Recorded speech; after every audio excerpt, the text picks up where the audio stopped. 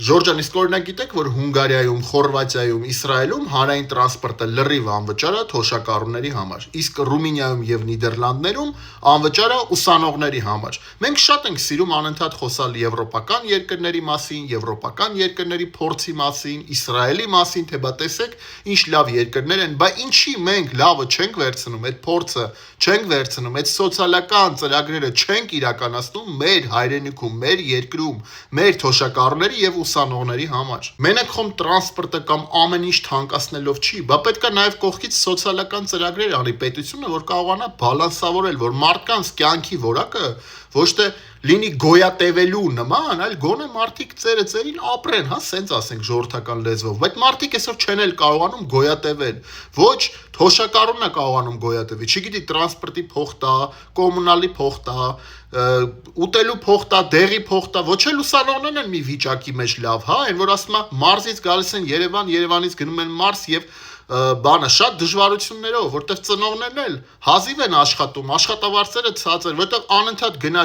գնաճ եւ չկա գումար, որպեսզի կարողանան մարդիկ իրանց ուսանողներին պահել։ Այս սա է խնդիրը, որ պետությունը պետքա սոցիալական ծրագրեր իրականացնի եւ այդ միջազգային փորձից, որ անընդհատ խոսում են, ասում են պետքա դառնանք ԵՄ անդամ, բայց ԵՄ-ի փորձը չեք վեկալում, լավ փորձը վեկալեք ծրագրեր իրականացրեք, սոցիալական ծրագրեր իրականացրեք, բայց պետությունը պետքա սոցիալական ծրագրեր իրականացնի, որ բալանսավորի այդ գնաճը եւ մարդկանց կյանքի որակը գոնե մի քիչ իրար մոտիկացնի, ոչ թե գոյատևման շեմին կանգնած լինի ժողովուրդը։ Ժորժան, ես Արման Ղուկասյանն եմ, Հանուն սոցիալական արդարության կուսակցության նախագահն, ու ես մի բան կարող եմ ասել, որ այսօր հանրային պահանջն է, որպեսզի աշխատավարձները բարձրանան, թոշակները բարձրանան, որտեղ անընդհատ